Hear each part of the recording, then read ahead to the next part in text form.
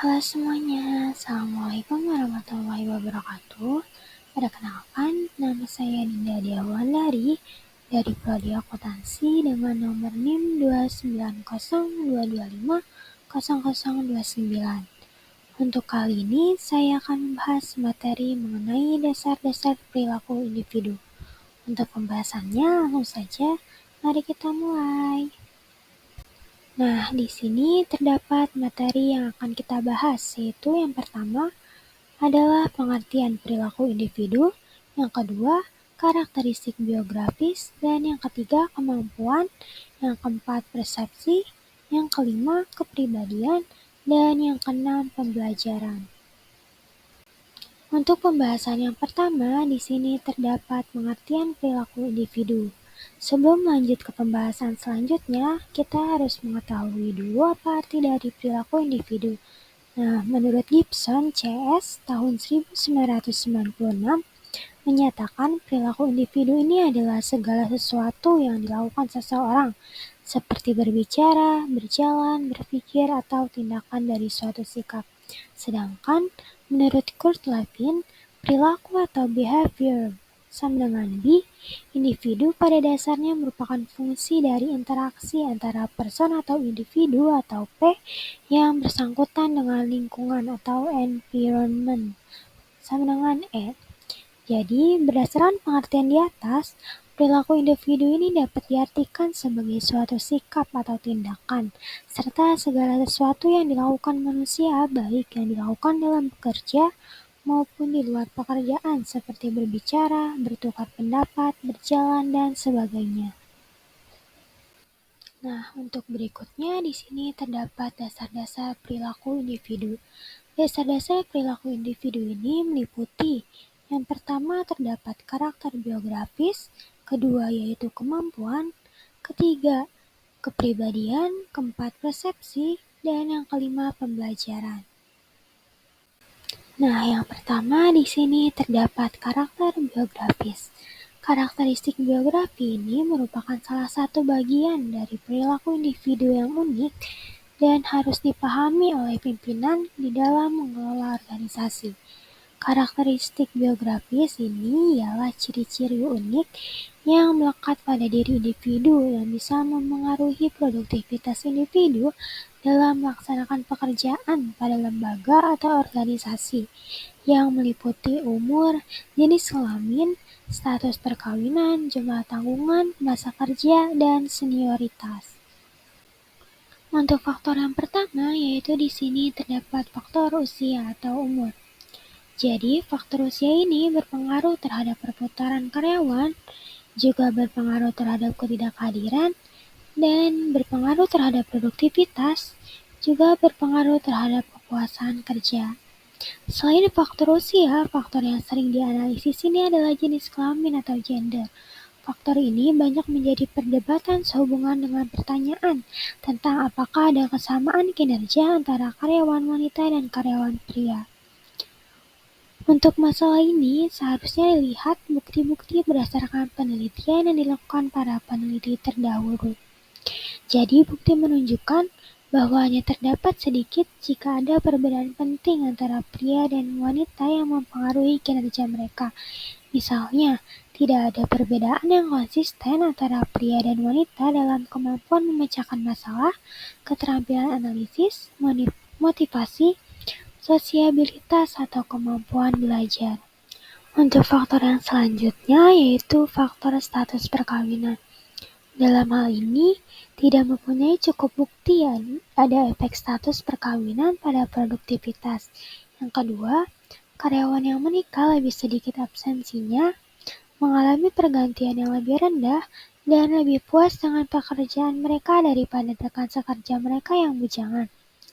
Yang ketiga, banyaknya tanggungan tidak ada pengaruh yang signifikan terhadap produktivitas, tingkat absensi, dan pergantian serta kepuasan kerja. Untuk faktor yang terakhir yaitu menyangkut masalah produktivitas adalah faktor masa kerja. Jika mendefinisikan senioritas sebagai waktu pada suatu pekerjaan, maka terdapat hubungan positif antara senioritas dan produktivitas pekerjaan. Sedangkan senioritas ini berkaitan secara negatif terhadap ketidakhadiran. Berhubungan dengan perputaran karyawan, semakin lama seseorang berada dalam satu pekerjaan, lebih kecil kemungkinannya untuk mengundurkan diri. Bukti juga menunjukkan bahwa masa jabatan dan kepuasan kerja memiliki korelasi yang positif. Untuk selanjutnya, yang kedua, di sini terdapat kemampuan. Kemampuan adalah suatu kapasitas individu untuk mengerjakan berbagai tugas dalam suatu pekerjaan. Kemampuan seorang individu ini pada hakikatnya terdiri dari dua macam kemampuan, yaitu kemampuan intelektual dan kemampuan fisik. Untuk kemampuan intelektual ini berupa kemampuan yang diperlukan untuk mengerjakan kegiatan mental, seperti kemahiran berhitung, pemahaman verbal, kecepatan perseptual, penalaran induktif, penalaran deduktif, visualisasi ruang, dan ingatan atau memori. Sedangkan untuk kemampuan fisiknya yaitu diperlukan untuk melakukan tugas yang menuntut stamina, kecekatan, kekuatan, dan keterampilan. Berikutnya yang ketiga adalah persepsi. Persepsi adalah suatu proses di mana individu mengorganisasikan dan menginterpretasikan kesan sensori mereka untuk memberi arti pada lingkungan mereka. Riset tentang persepsi secara konsisten menunjukkan bahwa individu yang berbeda dapat melihat hal yang sama tetapi memahaminya secara berbeda. Kenyataannya adalah bahwa tak seorang pun dari kita melihat realitas. Yang kita lakukan adalah menginterpretasikan apa yang kita lihat dan menyebutnya sebagai realitas. Untuk faktor yang mempengaruhi persepsi, yaitu terdapat yang pertama adalah pelaku persepsi, yang kedua yaitu target, yang ketiga yaitu situasi, dan yang keempat persepsi terhadap orang lain. Untuk selanjutnya yang keempat, di sini terdapat kepribadian. Kepribadian ini adalah keseluruhan cara bagaimana individu bereaksi dan berinteraksi dengan orang lain. Kepribadian ini dipengaruhi oleh faktor keturunan, lingkungan, dan faktor situasi kondisional. Ada beberapa faktor pembentuk kepribadian, yaitu yang pertama adalah keturunan atau genetik, yang kedua adalah lingkungan, dan yang ketiga yaitu kondisi situasional. Untuk berikutnya di sini terdapat ciri kepribadian. Yang pertama adalah indikator type Myers-Briggs. Salah satu kerangka kepribadian yang paling sering digunakan dinamakan dengan indikator tipe Myers-Briggs, yaitu MBTI. Indikator tersebut pada dasarnya merupakan tes kepribadian dengan 100 pertanyaan yang menanyakan tentang bagaimana biasanya seseorang merasa atau bertindak dalam situasi-situasi tertentu. Untuk ciri kepribadian individu dibedakan ke dalam yang pertama ada extrovert or introvert atau lingkungan, yang kedua sensing or intuition untuk indera atau intuisi, yang ketiga ada thinking atau feeling untuk pikiran atau perasaan, yang keempat ada perceiving or judging untuk penilaian atau pendapat. MBTI berhubungan dengan bagaimana individu memfokuskan energinya yaitu EPSI. Yang kedua, memberikan perhatian dan mengumpulkan informasi SPSN. Untuk yang ketiga yaitu proses dan evaluasi informasi dan membuat keputusan atau TPSF.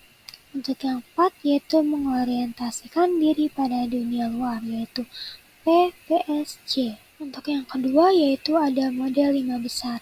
Sementara MBTI tidak memiliki bukti pendukung yang valid, hal itu tidak terjadi pada model kepribadian 5 faktor yang lebih umum disebut dengan 5 besar.